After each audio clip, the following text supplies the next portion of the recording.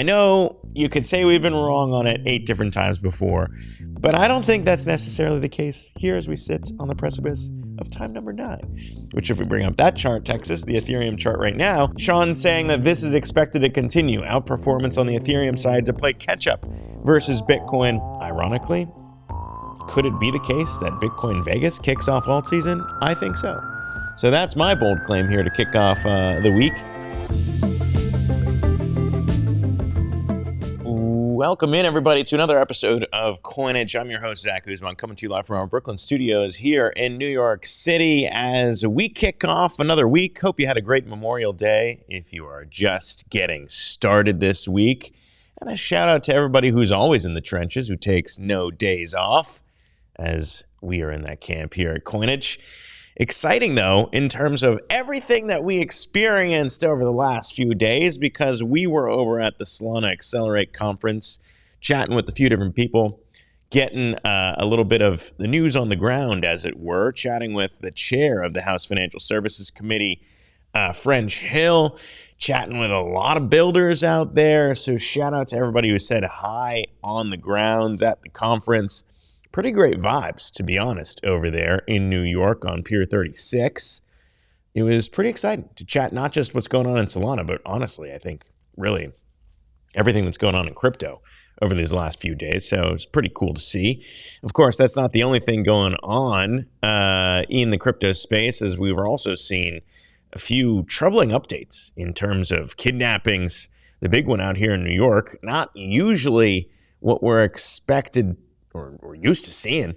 Not only that, but also, speaking of Solana, the co-founder of Solana also kind of getting extorted. We're going to dig into both of those stories later on. But first, I want to talk about Trump's big move, because we're seeing a bunch of, I think it's fair to say at this point, President Trump tripling down on Bitcoin after denying reports that his media arm, DJT, we'll bring up that ticker in a little bit, after denying reports the company was going to be adding money to a Bitcoin Treasury. That's the big headline out this morning, which is Trump's DJT getting involved. And you're seeing a little bit of a pop right now on the Bitcoin chart as we look at that. We're sitting north of 1010 not too long ago on that one, and giving it a bit of a pop across the rest of the crypto space. Seeing ETH continue to catch a bid, up by about 3% as well. So a little bit of everything happening on that front right now to dig into, because there's a lot of positivity. It wasn't too far ago that we were chatting with Sean Farrell from Fundstrat, saying that, look, a lot of this momentum is going to continue. We are going to share a clip of what we learned in our conversation with French Hill about his confidence in Congress to pass the stablecoin bill and what it means for what's to come. But as we're seeing, again, it's not just strategy anymore. We're seeing a lot of companies. And if it is President Trump's media arm, DJT, I think at this point it's definitely fair to wake up to the idea of, why are they front-running potential moves? I was just looking at Polymarket. Only about a 44% chance. Chance has actually gone down in terms of seeing eventually a Bitcoin strategic reserve from the federal level.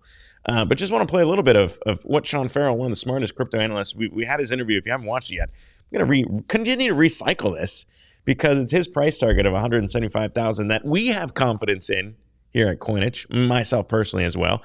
That is what he says, and part of the reason why is because of mounting confidence in DC. Here's what he told us last week. Yeah, I think that is a strong indicator that further legislation might take place. Importantly, a market structure bill, which I think a lot of institutions, there's a lot of capital that is waiting for defined rules around market structure to get more involved in crypto. And then, obviously that also, whether there's a cause and effect here, I think narrative wise, it certainly increases the likelihood of, some material SBR getting across the finish line, which I think speculation around is one element that could take us up to that 175 Bitcoin target that you just mentioned. So again, speculation around an eventual strategic reserve, whether or not that's from the country or not, I guess, is still obviously the big one.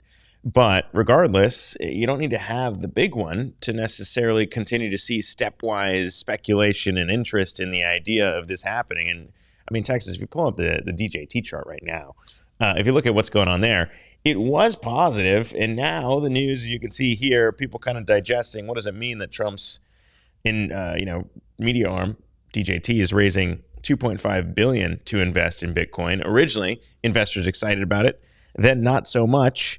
As you see the stock there moving lower, off by about 6%, as people continue to walk through what this news actually means.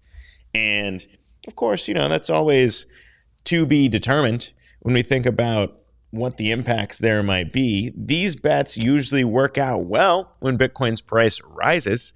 If it's sitting at 110 at an all-time high, investors may be saying, hey, look, might not have that much more room to run. If you listen to Michael Saylor, though, he's always buying the top. And so, if you're President Trump, you probably have more insights into where the confidence is. And I think it's pretty interesting to kind of dig into a move like this, considering the fact that just a few days ago, they were denying these reports to the Financial Times after they were the first to publish some of this. I think they even said that this was just rumors from dumb writers. And it appears that the dumb writers were correct with their initial reporting here, because that is the number, $2.5 billion to invest in Bitcoin, selling $1.5 billion in stock at its last closing price. So perhaps that's why we're seeing the stock price move the way that it's moved, and $1 billion in convertible notes at a 35% premium. So again, not too dissimilar from the idea of playing both the debt side and the equity side. Same thing that we've seen Saylor doing. And of course, this week is the week that Bitcoin Las Vegas hits. And so we'll be out there for that, also walking around, also getting a vibe on the floor, and reporting back on what we see. But in general, this seems to be this chapter. And I think it's fair to say that we are now in that chapter of not extreme leverage, not extreme over the top, too much happening here to where you might want to pull some money off the table, but very much, this being my third cycle, very much some of those, hey, is it really just Saylor and Trump that are going to be playing this game? And there are, to be fair, more companies doing this, but it's clear that this is kind of the leverage part of what we're seeing play out. But anyways, that is two important points to highlight in terms of why we think, if you listen to Sean Farrell, this might continue, Bitcoin to 175K.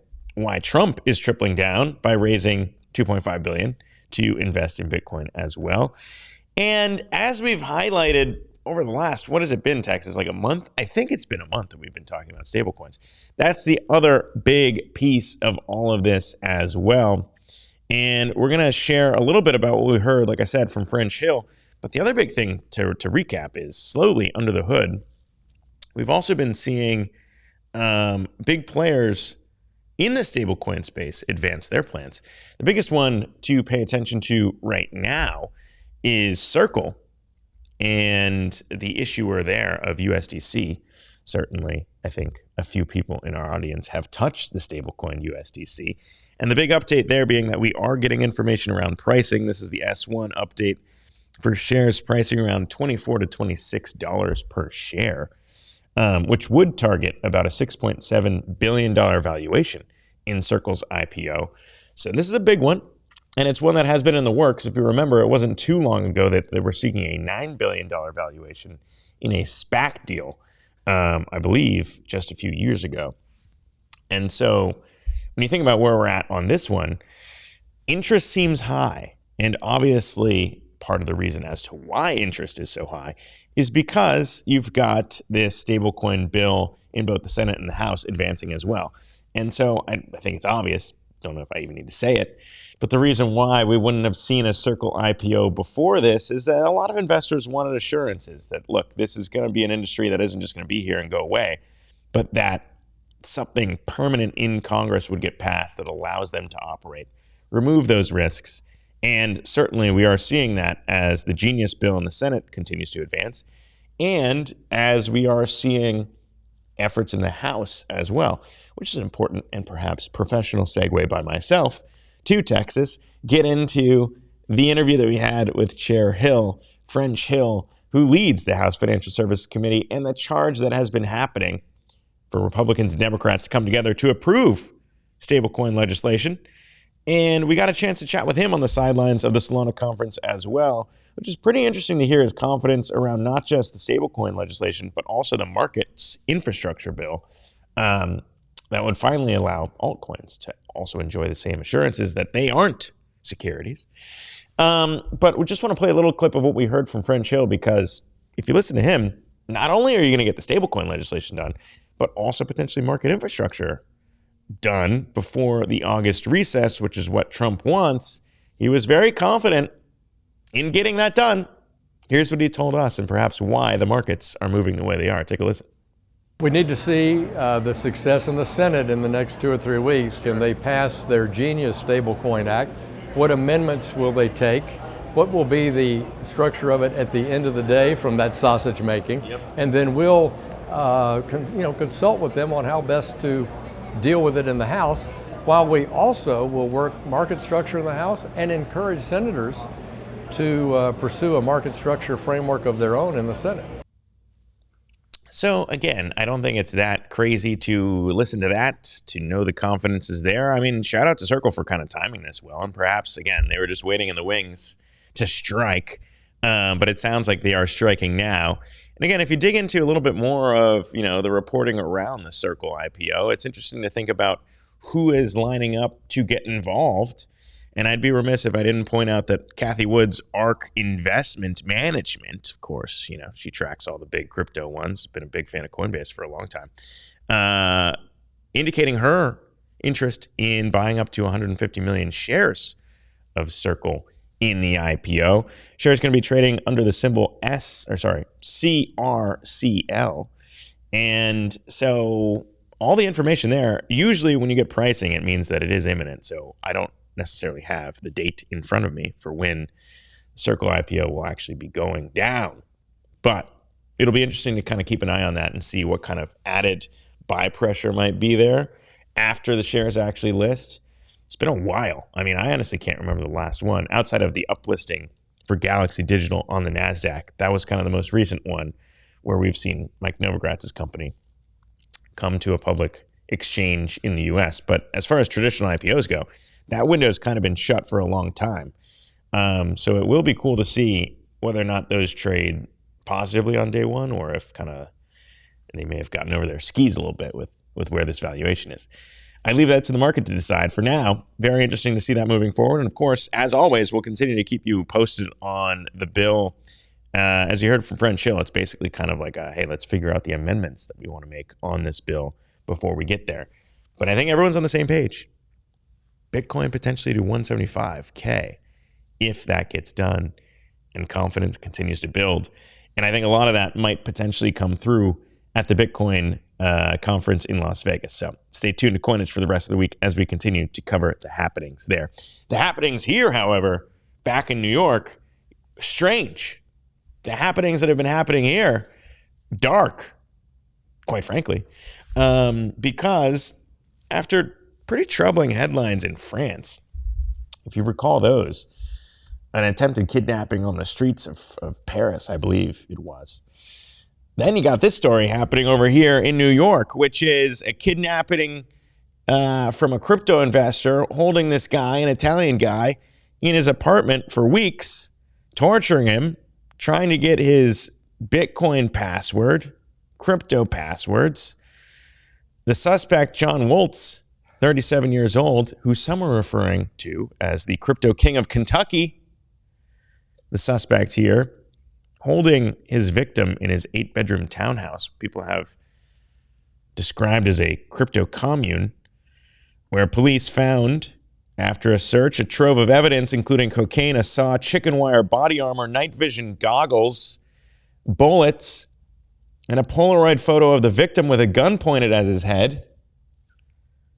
Pretty damning evidence, if you ask me. But already, Woltz was ordered Saturday to surrender his passport, a high flight risk for someone like that who's got a bunch of money and the potential ways to flee, including a private jet and a helicopter. But just a crazy story, Texas. This is one that we don't see too often, but increasingly we're seeing it more often than not, which is a little scary. because, as I said, these kind of kidnappings and attempts to extort money out of people, not good. This victim, crypto trader that now has been named Michael Valentino Teofrasto Carturan, is said to be worth about $30 million, and was kind of, this one was weird in terms of, look, again, torture is not something that I hope no one ever has to be subjected to that, but the details in this, obviously not very good at all. Forced to take drugs during the ordeal, escaped, as you saw in kind of that like exclusive video over here from NBC News. It was just kind of crazy to see, because you basically had this guy get out of there and was just walking around and basically going up to a cop and said, hey, look, I've been kidnapped. I've been chilling, held in this house. Like, can you help me? I don't know if you can see this, Texas, but it's not exactly like groundbreaking video of him coming out and walking around here. But obviously a very dark theme, and a very dark theme that isn't just, in kidnappings, but we're seeing this increasingly. These are kind of the scenes playing out for people who, again, not going to get too deep into the idea of what happened behind why someone would want to do this, but it's not just kidnappings and that type of thing. It's also increasingly, I mean, even today, the co-founder of Solana somewhat extorted in terms of sharing his stuff as well. This is a weird one too. Migos' account on Instagram was hacked, I guess, I think is journalistically fair to say, unless Migos is involved in this. I don't think he is. But a hacker group attempting to blackmail the co-founder of Solana, Raj, basically posted this photo of him doing a KYC check, saying you should have paid the 40 BTC, which basically sounds like he was extorted and blackmailed into paying 40 Bitcoin. And unless he didn't pay that, hackers were going to post his personal information online, including his wife's online as well, leaking passport info, ID info, phone numbers, etc. Raj, at least, having a little bit of fun with it, posting online as well, saying, always remember to dress up smart for your KYC photos. You never know what kind of reach they might get on social media. But he had warned people, too, right before this all happened, saying that, look, if the hackers get my information, you're going to be seeing stuff posted to my accounts that you got to be careful on, because that's not me posting that. And so kind of scary to see all this stuff happening, because if that's what's going to happen to the co-founder of Solana, what could happen to other people? And of course, not everybody has $30 million out there. It might not be targets, but you don't need to be. It's way easier to do this online than actually go out and kidnap someone in person. And we're seeing a lot of this happen. Seems like more frequently. I don't know if I'm the only one who kind of who feels that way, but it seems like a lot of this is happening more frequently. So anyways, all this stuff is tough to see. You never want to see it, of course. And I hope, this suspect was already arraigned on Saturday. And like I said, did have his passport taken away. So it does seem like justice will be coming there.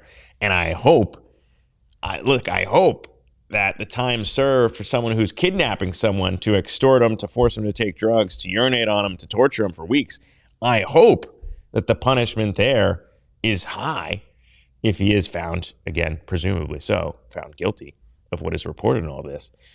I don't know. It'd be crazy to think that the time served here might be less than some of the other crypto collapses we've seen. And I get it. I know white collar versus kidnapping, totally different crimes here. But nonetheless, you kind of got to think at least deterrence in setting some sort of sentence here has to be higher than what some of these other white collar crypto criminals get. Because it seems not good. If you're willing to kidnap somebody, to me, that's worse. I don't know if everyone else there out there agrees, but to me, crypto kidnapping, torturing someone seems far worse than some of the other things that we've seen happen in crypto. But kind of scary to see it happening more frequently. Anyways, outside of that, I turn back to the markets because we don't want to end the show on negatives. We don't want to end the show on a warning, on a public service announcement warning that, hey, be careful about what you post about either A, your holdings, where they're held, anything that could give any potential attack or some sort of leverage. I don't want to end the show on that. That seems lame.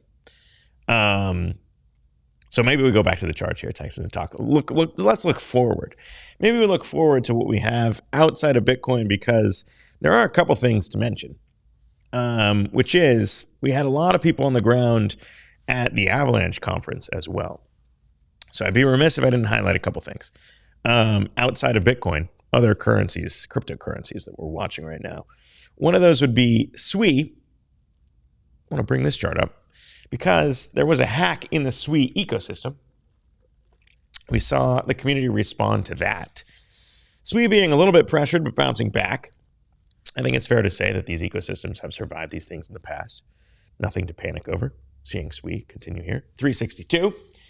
And on the upswing. And as I said, Avalanche also hosted their own conference right before and around the Solana conference. So I want to bring up that chart as well, because we're seeing a little bit of a rebound. If you zoom out, a very interesting chart. Avalanche is one of those projects, to me, that is perhaps one of the most slept on this cycle.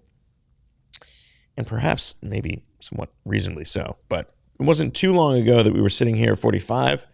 If you zoom out even farther, though, this is one that used to trade in lockstep with Solana and has not necessarily done so recently. But as we heard from a lot of people who were over there at that conference, another huge focus was on stablecoins. And obviously, Avalanche levered a little bit more to institutional use cases of crypto. And so I just highlight that one because they had their own event. They're also potentially worthy of having in the same conversation as Solana and SWI. Been around longer than SWI, certainly. But one of those as well, increasingly, we might need to have John back on the show. John Woo, friend of the show. Goon, friend of the show. But something to keep in mind there from Avalanche, I don't know what kind of announcements could be coming, but I'm told based on that conference that there was a lot of institutional focus and stablecoin focus. And if those all get approved, one of those projects that is well suited and well positioned to capitalize on it as we see this wave continue. Certainly for now, though, as we started the show, it does seem like the wave of Bitcoin Treasury buys will continue. I do want to point out, though, one thing, and this was also kind of what we used to start our Sean Farrell interview from last week. He pointed out that potentially the momentum for Ethereum is expected to continue versus BTC.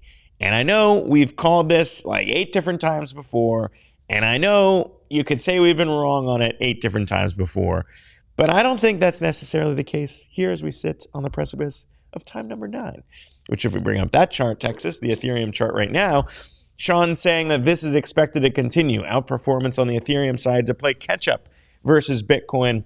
And look, I don't think any of those times where we were wrong before were triggered by anything our fault. What we saw there was as soon as Ethereum looked like it was poised for a breakout, what happened was Trump's whole tariff shenanigans hit the entire market and Ethereum got spanked.